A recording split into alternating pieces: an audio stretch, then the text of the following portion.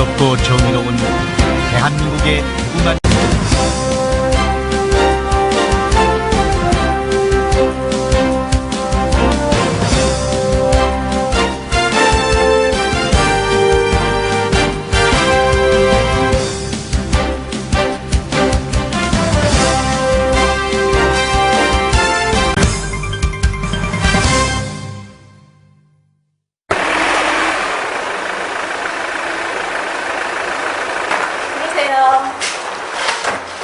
여기 도서출판 주식회사 아름다운 사람들처럼 이 속에 우리 아름다운 사람 유시민 대표를 만나러 왔습니다. 시민방송국 개국 1주년을 맞이해서 오늘 특별 대담이 있는데 유시민 전 대표와 여러분들과 소통하는 시간을 갖겠습니다. 출판사 이름 참 이쁘죠? 아름다운 사람들의 아름다운 사람 유시민. 안녕하세요 대표님. 축하합니다. 어서오세요. 잘 지내시고? 네, 어떻게 그동안 잘 지내셨어요? 보시다시피 이렇게 잘 지내고. 안녕하세요. 오늘 네. 저희가 찾아뵌 이유가 유시민을 믿고 지지하는 참여시민 네트워크 시민광장 있잖아요. 네. 거기에서 시민방송국을 만들었는데 벌써 1년이 됐어요. 그래서 우리들의 대표 천만님 어떻게 잘 지내시나 시민방송 1주년 특별 대담 방송인데 간단하게 그동안 어떻게 지내셨는지 말씀 좀 해주세요.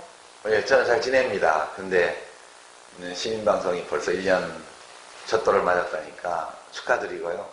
그동안 제작에 참여하신 모든 분들 많이 쓰셨고 또 종종 시민방송을 보시는 우리 시청자 여러분들께도 축하 말씀, 감사 말씀 드리고 싶어요. 새해 모두들 건강하시고 하시는 일마다 작년보다 훨씬 잘 되시기를 축원을 드립니다.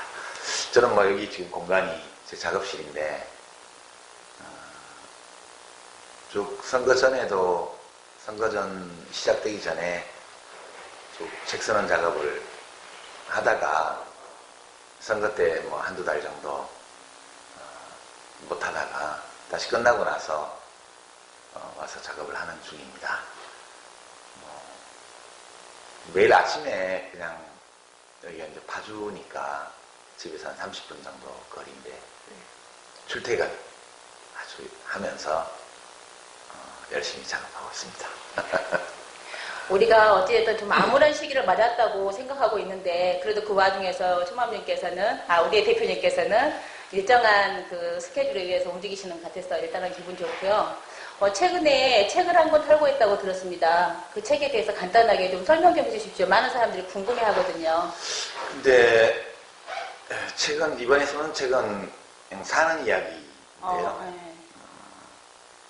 그 전에 이제 대선 끝나고 결과가 박근혜 후보가 당선이 되고 나서 이제 목숨을 끊은 노동자들도 있었고 또 젊은이들이 굉장히 실망해서 여러 가지 후유증이 있다 그런 얘기가 많이 나오고 있죠. 맞아요. 우선 그 정권 교체를 바랬던 분들한테는 저도 그 중에 하나지만 서로 위로하고 다독이고 그렇게 해야 될 것 같아요. 선거라는 게 원래 이길 수도 있고 질 수도 있는 거거든요. 그리고 2030 젊은 유권자들이 가려고 하는 길을 이제 그 아버지 어머니 세대인 5060 유권자들이 나서서 막아버린 것 같은 그런 결과가 됐기 때문에 마음으로 이 결과를 이제 참 수용하기 어려워서 힘들어하는 분들도 많이 계신 것 같죠. 맞습니다. 근데 이제 제가 위로를 드리면서 동시에 또 냉정하게 우리가 또 인정할 건 인정해야 될 것 같아요. 그렇게 하는 게 더 위로가 되지 않을까 싶은데 원래 이제 어떤 후보를 지지한다는 거는 그 사람이 당선되기를 원하는 마음과 함께 또 낙선하는 경우까지도 받아들인다는 것을 의미하거든요. 지금 박근혜 씨가 대통령이 됐는데 아직 취임은 안 했지만 축하하고 낙선한 문재인 후보와 그 지지자들에 대해서는 위로하고 당선된 후보와 그 지지자들에게는 축하해야 될 것 같아요. 왜냐하면 사실 우리가 지지했던 후보가 당선됐더라면 그러면 박근혜 후보를 지지했던 유권자들이 우리한테 어떻게 해줬으면 하고 우리가 생각했죠? 또 같이 마음을 모아서 같이 가자고 했겠죠. 예, 그러니까 그 전에 우리 노무현 대통령 되실 때처럼 뭐 한나라당 국회의원들이 국회에서 대통령 입장하는데 일어나지도 않고 앉아가지고 뭐 고개 돌리고 자기들끼리 있을 때 뭐 무슨 누구 A 이름 함부로 부르고 그렇게 예, 하는 이런 거 안 좋았잖아요. 네네. 그러니까 이번에는 문재인 후보가 되셨으면 그때와는 달리 이 박근혜 후보를 지지했던 분들이 진심으로 축하해주고 덕담해주고 온 국민의 대통령으로서 인정하고 그렇게 바랬잖아요. 네네. 그러면 예, 우리도 그렇게 할 수 있는 마음의 준비를 하고 있을 때 우리가 그런 축하와 덕담을 받을 자격이 있는 거잖아요. 우리가 해줄 생각이 없는 거를 다른 사람들한테 해주기를 바랬다면 그래서 우리가 좀 잘못된 거라고 봐요. 그래서 많이 실망이 되고 마음이 아프겠지만 원래 선거라는 거는 한 번으로 끝나는 게 아니고 대한민국이 민주공화국으로 존재하는 한 대통령 선거는 5년마다 끝없이 반복되는 행사 아니겠어요? 네. 우리가 진짜로 내가 지지하는 후보가 패배했을 때 승자와 승자를 지지하는 유권자들에게 축하해 줄 수 있는 그런 마음을 갖고 있을 때 우리도 그런 축하를 받을 수 있는 그런 자격이 있고 또 그런 날이 올 것이다. 이렇게 생각하면서 이것이 끝이 아니다. 어쩌면 이 일도 일어났어야만 할 일이었는지도 모른다. 그렇게 생각하면서 또 살아나갔으면 좋겠어요.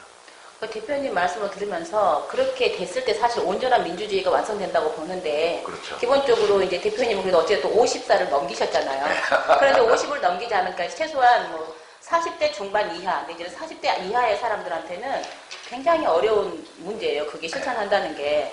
그래서 궁극적으로 그렇게 돼야 되는데 그러지 못한 것에 대한 안타까움과 소량님도 저 아직 4학년이죠? 네.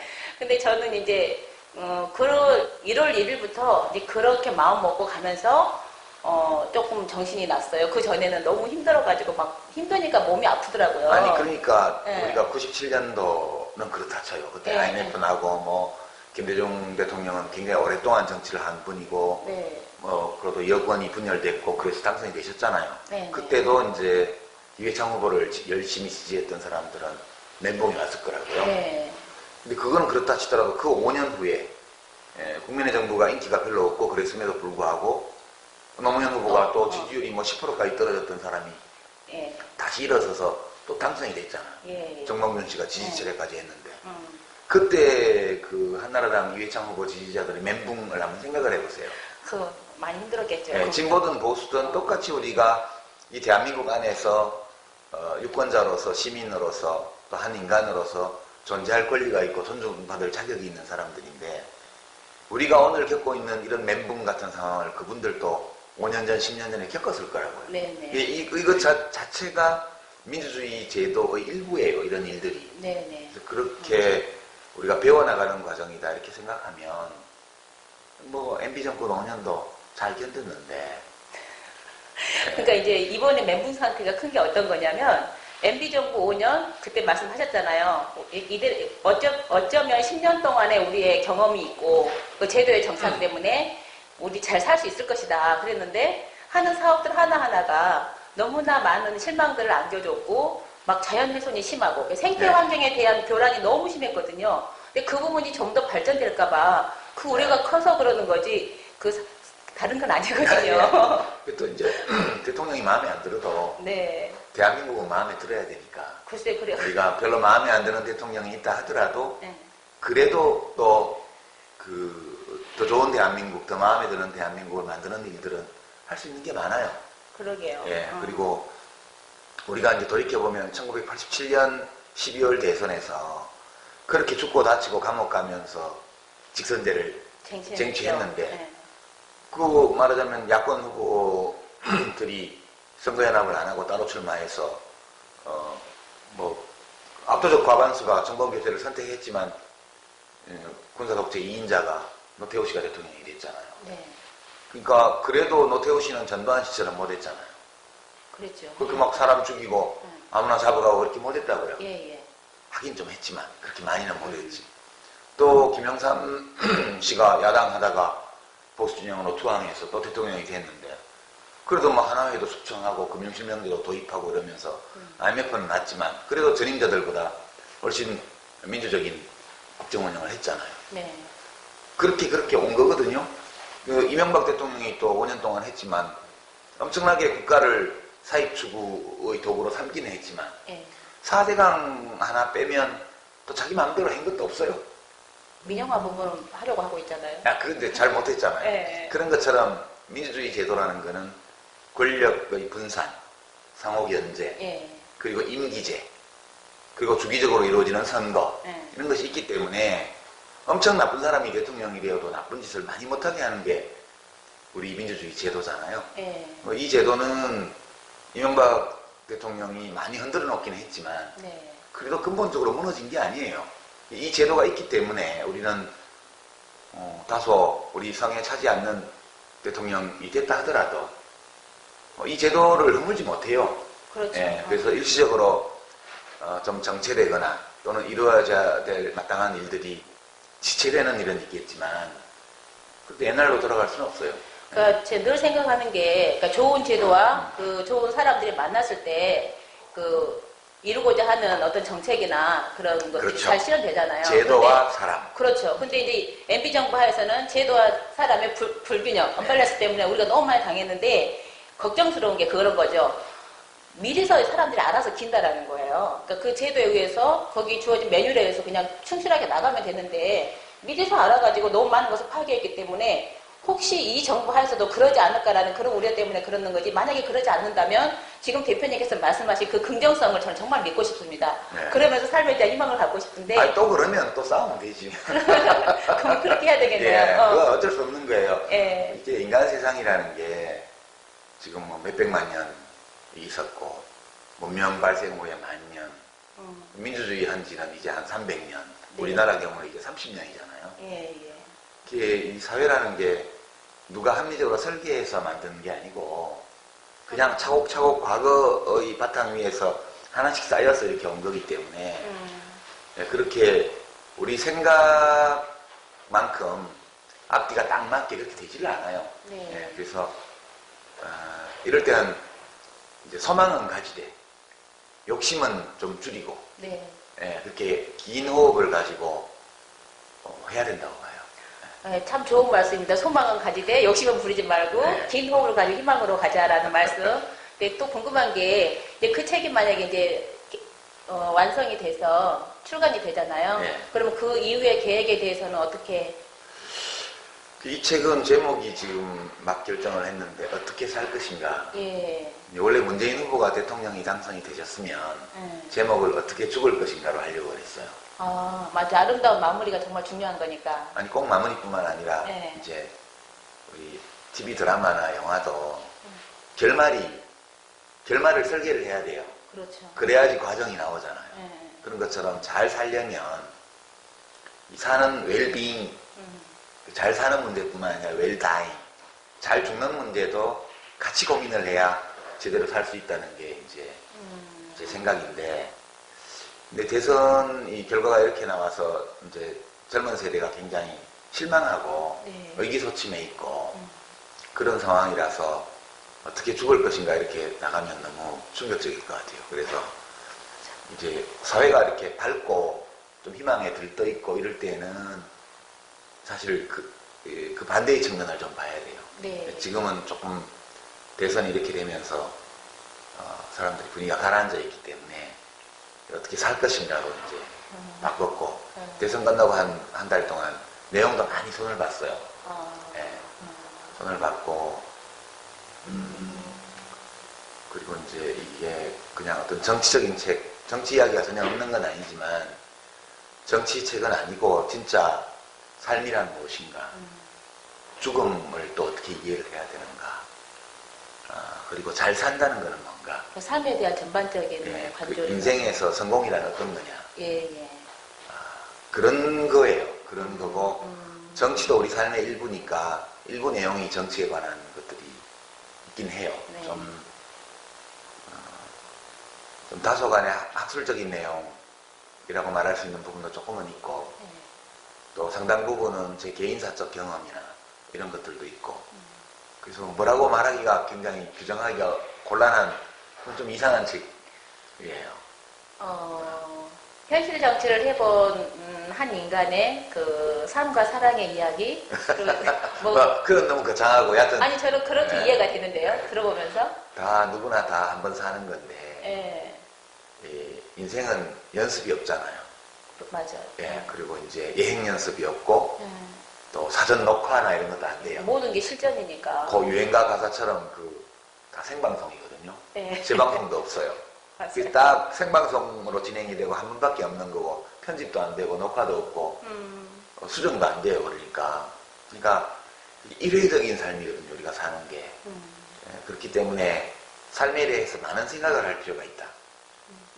저도 이제 한 55년 살고 나서 새로 느끼는 것도 많고 그렇기 때문에 그런저런 생각들을 담아서 어떻게 살아야 하나 이렇게 고민은 누구나 하니까 그런 독자들이 자기 삶을 설계하고 바꿔나갈 때 참고로 좀 참았으면 좋겠다. 그런 전 취지로. 책에 대한 기대가 되게 큰 게 그 니어링 부부 있잖아요. 헬렌 니어링, 스콧 니어링. 예. 그 마무리 아름답게 자연과 더불어서 하는 그런 부분들이 있거든요.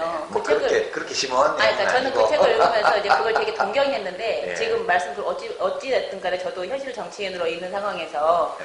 굉장히 철학적 사유가 깊은 걸로 알고 있습니다. 근데 그런 것들이 그 안에 녹아 있으면 혹시 경험적 측면이 조금 비슷하니까 예. 많이 기대가 되고 있습니다. 아니, 그냥 뭐 이렇게 생각할 수도 있구나. 이렇게 사는 수도 있겠구나. 그러겠죠. 뭐 그런 느낌. 책이라는 게 그렇잖아요. 거기 예, 무슨 예. 진리가 담겨 있는 게 아니니까. 네네. 그냥 인생을 대하는 여러 가능한 태도들 중에 하나. 사는 방법은 여러 가지니까 자기 삶하고 비교하면서 그냥 참고로 삼으면 참고로 괜찮지 삼고 않을까. 정말 마음에 와닿으면 그대로 한번 닮아보고 싶고 뭐 그럴 수도 있지 않을까요? 닮을 수는 있는 건 아니고 그냥 각자 사는 거니까. 예, 예. 정답은 없는 거니까. 그렇죠. 인생에는. 예. 그러니까 자기의 공감하는 바에 따라서 뭐 달라지겠죠. 예, 그래서 제가 약간은 그런 책을 써본 적이 없었는데 약간은 철학적인 그런 것 같아요. 책이 된 것 같아요. 예. 그것과 관련해서 뭐 강연 계획 같은 게 있으세요? 강연은 책이 이제 3월 초쯤 시판이 될 것 같은데 예. 그러고 나면 뭐 기본적으로 이렇게 출판사에서 기획한 강연이 한 일주일에 한 번 정도 있지 않을까 지금 그렇게 보고 있죠. 이 질문을 드리는 이유가 어떤 형태로도 그동안 대표님을 전국 단위에서 만나보고 싶어 하는 사람들이 참 많았는데 네. 이러저러한 사유로 아무튼 작년 4월, 5월 이후로 그런 기회들이 많이 제한되었었잖아요. 근데 혹시 이 책 출간 계기로 좀 더 많은 사람들이 대표님의 그 명쾌하고 가슴에 쏙쏙 와닿는 강연을 들을 수 있는 기회가 있지 않을까. 뭐 그런 기대를 가지고 질문을 드리는 겁니다. 네, 강연보다 이제 뭐 책 한 권에 담긴 내용이 훨씬 많으니까 네. 그걸 보실 수 있을 것 같고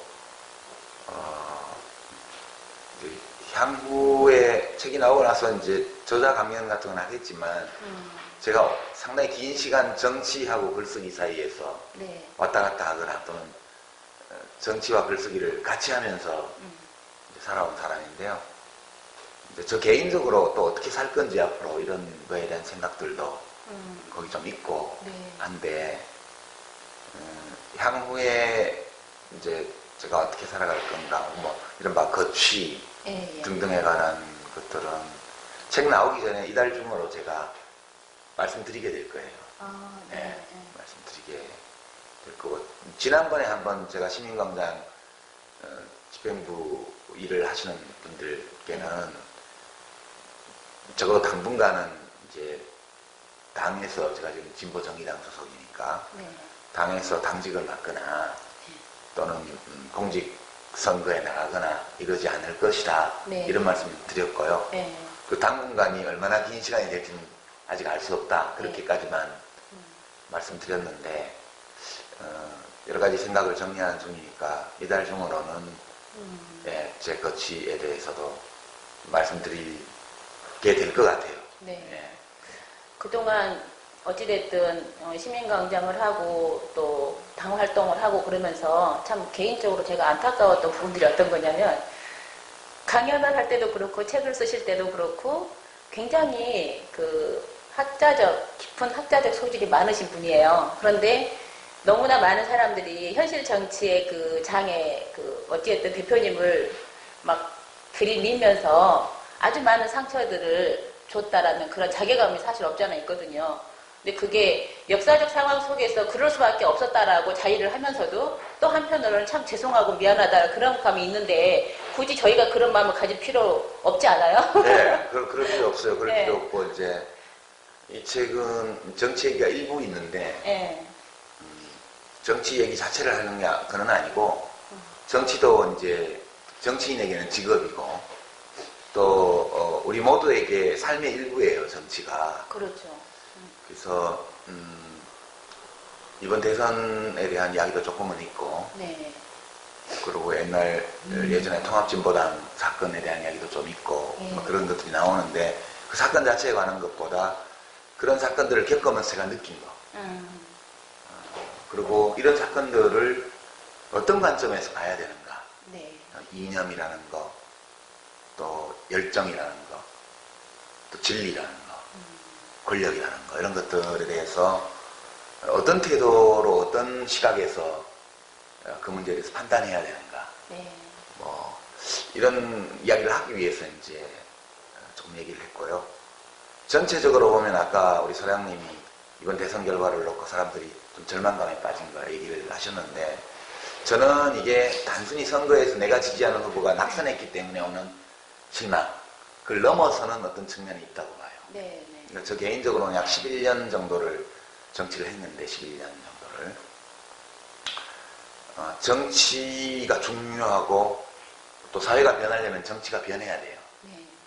그러니까 어떤 변화 그 자체가 정치에서 오는 것은 아니지만 어떤 변화가 종국적으로 현실로 이렇게 일어나기 위해서는 정치를 통해서 어떤 변화가 일어나야만 돼요. 그렇죠. 정치는 굉장히 중요한 삶의 영역이라고 저는 보는데 직업 정치인으로서 한 10여 년 이렇게 해보고 제가 드는 느낌은 그와 같은 정치의 변화에는 정치 그 자체의 변화, 정치 그 안에서만 할 수 있는 어떤 일들이 있고 네. 또는 정치 아래 또는 정치 너머에 있는 어떤 것이 있어요. 실제 현실의 변화는 정치 안에서 일어나는 일과 정치 바깥, 정치 너머 또는 정치 아래에서 벌어지는 변화 네. 이런 것들이 어우러지면서 사회가 변하는 것 같아요. 지금 단기적으로 보면 정치 안에서 해볼 수 있는 거는 거의 다 해봤지 않나? 네. 그러니까 지금 주어져 있는 정치 구조 안에 들어가서 그 안에서 노력해서 정치를 바꿀 수 있는 것은 일정한 한계에 왔다는 생각이 좀 들어요. 그러니까 어떤 구조 변화가 필요한 시점에 왔고 이 구조 변화는 정치 안에서 이루어지는 노력만으로는 좀 어려운 것 같다.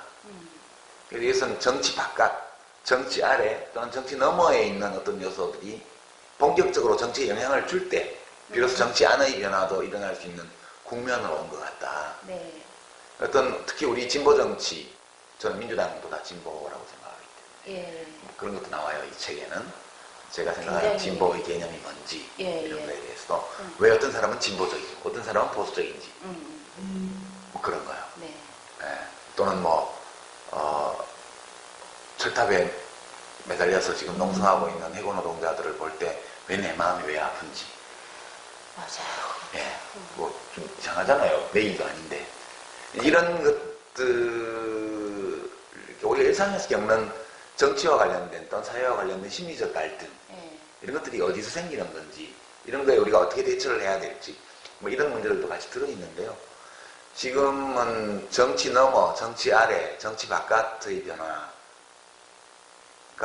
일어나지 않으면 정치 내부의 변화, 정치 그 자체의 변화도 일어나기 어려운 국면으로 지금 온 것 같다는 판단이 좀 있어요, 저한테는. 예. 예. 그래서 이제 이런 판단들과 이런 판단들이 서면 또 내가 어떻게 살 건지라는 거에 영향을 주잖아요. 네. 네, 그래서 그런 문제들에 대한 생각은 조만간에 발표하시겠다. 예, 말씀을 좀 발표까지는 아니고 그냥 제 생각을 좀 말씀드리는 기회를 가지게 될 것 같다. 그렇게만. 지금 대표님께서 말씀하신 이 부분을 참 많은 사람들이 한편으로는 기대를 가지고 한편으로는 두려움을 가지고 기다리고 있을 것 같아요. 왜냐하면 정치적 멘토로서 삶의 멘토로서 대표님을 좋아하는 분들이 되게 많거든요.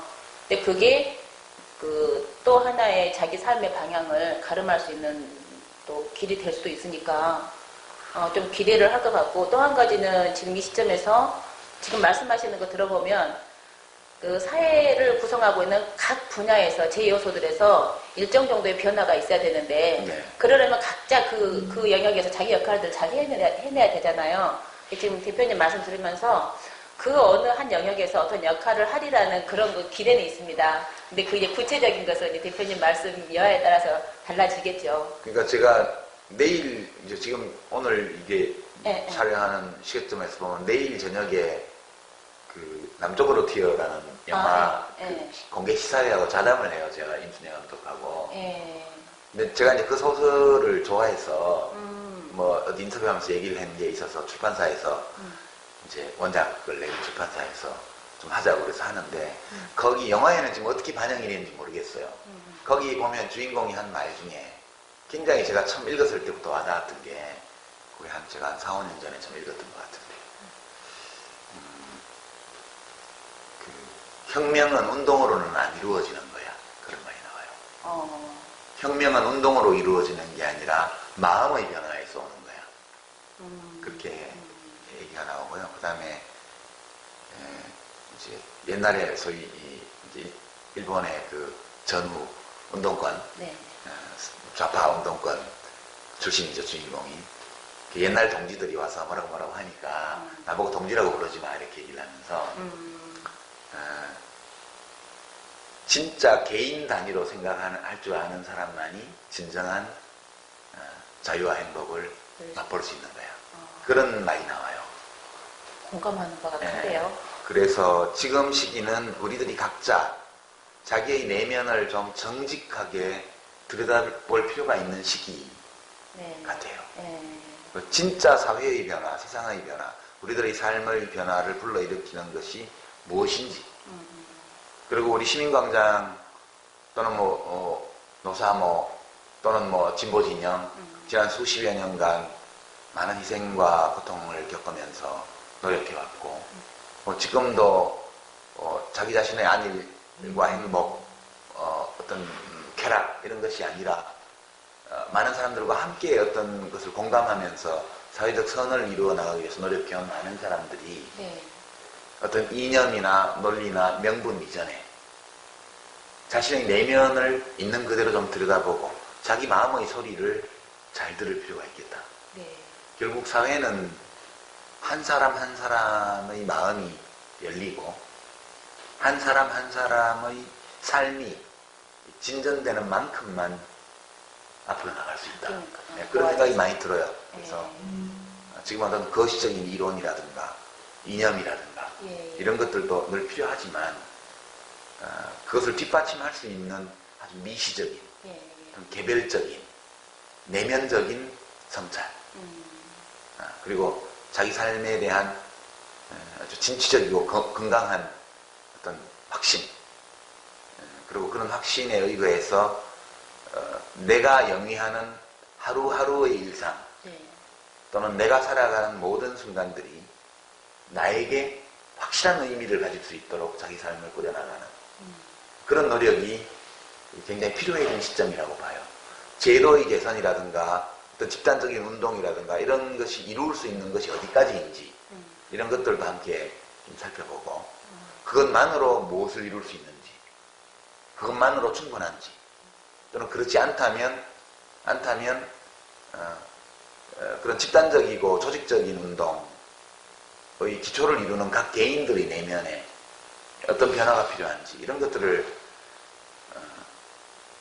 제가 이제 그런 걸 많이 생각하고 있어서 그런지 그런 걸 좀 생각해 봐야 될 시기다 이렇게 생각하고 우리 시민방송 시청자 여러분들도 그렇고 회원 여러분들도 그렇고 궁극적으로는 내 삶은 내가 사는 거고 영원한 것은 아무것도 없어요.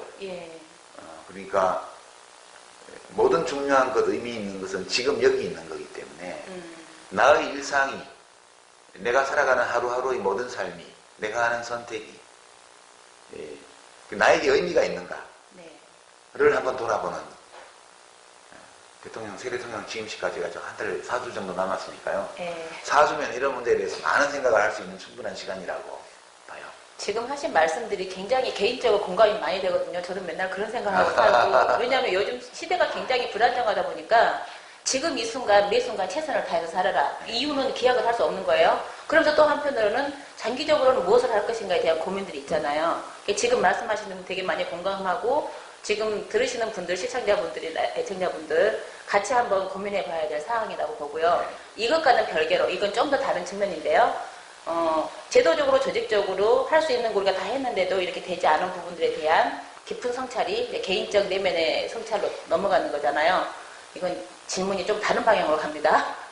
지금 그 진보당, 그러니까 정치 속에서의 진보당의 역할들이나 뭐 통합진보당 사건 이후로 참 많은 것들이 바뀌어서 저희들이 많이 힘들어하는 상황도 있잖아요. 지금 진보정의당 내에서 그 삼민주의에 대한 논쟁들이 굉장히 활발합니다. 그것에 대해서 많은 시청자들이 잘 모르는 경우도 있을 수 있으니까 좀 쉽게 설명해 주셨으면 어떨까. 예, 이제 뭐 너무 길어지면 안 되니까 이게 마지막 말씀이 될 것 같은데 오늘. 네네. 근데 사회민주주의도 이해하는 각도가 많이 다르죠, 사람들이. 그러게요. 사람이 다 다르니까 생각도 다 달라요. 근데 제가 예전에 독일 3인당과 가까운 싱크탱크죠. 프리드리히 에버트제단이라고 이제 거기 의뢰를 받아서 독일 사회민주당이라는 서책자를 한 10여 년 전에 쓴 적이 있는데 그때 저도 이제 사민주의에 대해서 조금 공부를 했죠. 사민주의를 간단히 얘기를 하면 사회주의적 이상을 민주주의적 방법으로 실현해보자. 이게 사민주의예요. 예. 그래서 의회 민주주의 쪽으로. 그렇죠. 이제 우리가 살아가는 이념이 필요해요. 예. 근데 이념의 좋고 나쁨이나 옳고 그름도 있지만 그보다 더 중요한 것 또는 그 못지않게 중요한 것은 그 이상을 어떤 방법으로 실현하느냐라는 문제예요. 네. 그러니까 이제 목적과 수단의 관계에 대해서 우리가 보면 보통 목적이 정당해야 된다, 옳아야 된다 이거에 많은 시간을 보내요. 네. 어떤 것이 옳은 목적이냐, 옳은 이념이냐, 옳은 이상이냐를 가지고 엄청 다투거든요. 맞아요. 네, 근데 어떤 이념이나 목적에 대해서 사람들이 폭넓게 합의한다 하더라도 이 목적을 어떤 수단으로 실현할 것이냐도 더 중요해요. 예. 이게 좋은 목적인 걸 가진 경우에도 수단을 잘못 택하게 되면 그럼 죄악을 저지른 사례가 무수히 많고요, 역사에서. 예. 완벽하지 않고 뭐 완전하지 않은 어떤 이념이나 이상이라 하더라도 그것이 좋은 수단과 결합을 하게 되면 스스로를 고쳐가면서 선을 향해서 나아갈 수가 있어요. 저는 때로 수단이 더 중요하다 그런 생각을 해요. 네. 왜냐하면 인간은 뭐가 옳은지를 궁극적인 진리를 알 수 없는 존재인지도 모르기 때문에 진리라는 것은 어떤 확정된 것을 얘기하는 것이 아니라 어떤 옳은 것이 있지만 우리가 그걸 완벽하게 알지 못하는 상황에서 네. 그걸로 자꾸 가까이 가려는 노력 이게 진리 탐구라고 생각해요. 네. 그러다 보면 늘 오류를 저지를 수 있고 판단을 잘못할 수 있는 인간들이 그 오류와 판단 착오를 스스로 발견하고 교정할 수 있는 방식으로 접근해야 된다는 거예요. 네. 그게 이제 민주적인 방식이에요. 예. 그러니까 뭐 사회주의적 이상이 옳으냐 안 옳으냐 이런 것은 사람마다 다르겠죠. 그렇죠. 그러나 그것이 옳든 아니든 간에 그것을 실현하는 방법은 민주적인 방법이어야 된다는 거예요. 네. 그럼 이제 민주적인 방법으로 이걸 하게 될 경우에는 그 어떤 추구할 수 있는 목표의 한계가 지워져요. 어떻게 보면 사회민주주의는 어떤 진보적 이상과 민주적 방법 사이의 타협 또는 결합이라고 보면 돼요. 자기를 완결된 어떤 이념 형태로 구성하는 것이 아니라 그 모든 지향과 이런 것들은 다 임시적인 거예요. 네. 이런 개방성 또는 자기 자신이 오류에 빠질 수 있다는 가능성 네. 이런 것들을 인정을 하고 자기를 열어놓고 네. 따라서 다른 이념, 다른 이상, 다른 목표에 대해서도 저것이 옳을 수 있다는 가능성을 인정해주면서 관용의 태도를 기본적으로 가지고 있는 거예요. 이제 이게 사회민주주의예요. 사회주의와는 다른. 저는 포괄적으로 그렇게 이해를 하고 그런 점에서 이제 한국에서도 이제 사민주의, 사회민주주의 민주적인 세계관 이상과 민주적 절차와 방법에 대한 믿음, 이 둘을 결합시킨 그런 진보정당이 나올 때가 됐다, 저는 그렇게 생각하고, 옛날에 민주노동당이 만들어질 때 그 당이 사회민주당이었더라면 더 좋았을 것이다.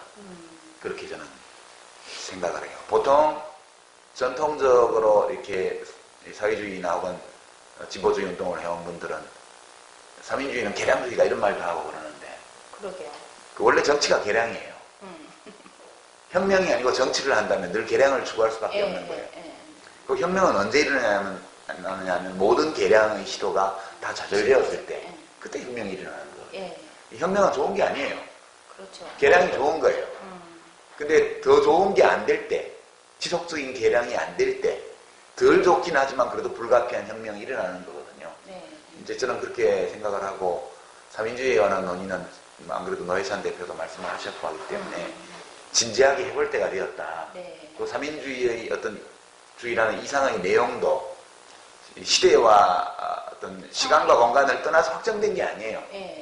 그렇기 때문에 한국형 사회민주주의도 만들어 나갈 수 있다, 저는 그렇게 생각하죠. 그렇게 그런 관점에서 이렇게 보고 있고요. 뭐 그 정도 현재는 그 정도 이야기할 수 있을 것 같아요. 그러게요. 저희가 며칠 전에 고향 지역에서 그것과 관련된 논의를 잠깐 했었는데, 어떤 형태로든 사회민주주의는 한국에서 한국형 사회민주주의로 거듭날 필요가 있고 그걸 실현했으면 좋겠다라는 소망들이 되게 많아요. 그리고 지금 말씀 들어보면 경직된 사고보다는 유연한 사고로 다가갈 필요가 있는데, 굉장히 노동운동에 집착했던 그분들은 또 그것에 대해서 굉장히 배타적으로 말씀들을 좀 하시더라고요. 그래서 그것에 대한 논의가 좀 더 시간이 필요한 것 같아요. 제가 이번 책에서 다룬 제일 중심적인 개념이 이제 진보주의에 대한 생물학적 이해가 이 책의 중심 내용 중에 하나인데요. 진보가 뭐냐 이렇게 질문을 많이 받아요, 제가. 근데 이제 진보를 여러 철학적으로 또는 뭐 이론적으로 체제론으로 여러 가지로 규정할 수가 있는데, 제가 이제 이번 책에서 선택한 개념은 생물학적 개념이에요. 진보가 뭐냐 이렇게 물으면, 진보는 생물학적으로 덜 자연스럽고 진화적으로 새로운 일을 하는 거예요. 이게 어떤 의미냐면, 나와 유전적으로 아무 관계가 없는 다른 사람의 복지에 대해서 진지한 관심을 가지고 그 다른 사람의 복지를 위해서 내가 가진 사적인 자원의 상당 부분을 기꺼이 내놓으려는 자발성을 가질 때, 그걸 진보라고. 그게 생물학적으로 부자연스러운 거예요. 생물학적으로는 우리가 나만 생각하고 내 가족만 생각하고 내 친구만 생각하고, 이게 생물학적으로 훨씬 자연스러운 거고요. 나는 알지도 못하고 나하고 아무 관계도 없고 친척도 아니고 가족도 아니고 친구도 아닌 이런 사람이 겪는 고통에 공감을 느끼고 그 고통을 덜어주기 위해서 내가 무언가를 내놓는 거, 이런 것은 진화적으로 새로운 거예요. 생물학적으로 덜 자연스럽고. 그래서 진보는 늘 소수판 거예요. 그 시민광장에 있는 많은 분들이 지금 이렇게 덜 자연스러운 진보적 생물학적이 있는 거거든요. 근데 이제 그 진보 그 자체는 자연스러운 거예요. 왜냐하면 사람들 중에서 일정 숫자는 항상 그런 사람이 있어야만 돼요. 사회가 한 종이 살아나가고 한 사회가 생존해 나가려면 모든 사람이 전부 다 이기적으로만 행동하면 그 집단은 망해요. 그렇죠. 그래서 결국 살아남은 집단 속에는 그 집단이 살아남을 만한 이유가 있는 거고, 그 이유 중에 제일 중요한 것이 그 집단의 구성원 중에 일정수가 항상 이렇게 생물학적으로 덜 자연스러운 행동을 하고 덜 자연스러운 생각을 한다는 거예요.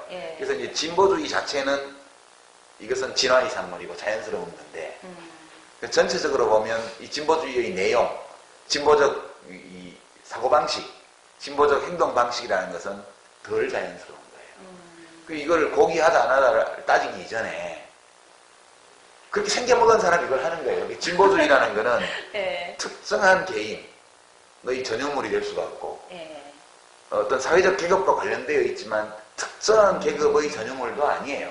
맞아요. 그러니까 뭐 대공장의 노동조합이 아주 다양한 사람들이 자기 정규직 노동자들의 월급을 올리기 위해서 투쟁하는 것은 진보하고는 관계가 없어요. 그거는 아주 생물학적으로 자연스러운 이익투쟁이거든요. 맞아요. 비정규직을 위해서 노력을 그럼 했을 있죠. 때. 정규직 노동자들이 자기 임금 손실을 받아들이면서 우리 비정규직과 함께 살자. 예. 이렇게 하면 이거는 무지하게 진보적인 거예요. 맞아요. 그 부분이 정말 필요해요. 한국 네, 사회에서. 그래서 누가 하면 진보고 누가 하면 진보가 아니라든가 어떤 집단 어떤 계급이 하면 진보고 뭐 다른 계급이 하면 진보가 아니라든가 이런 건 성립 안 돼요. 네. 진보라는 것은 각 개인의 마음속에 있는 거예요.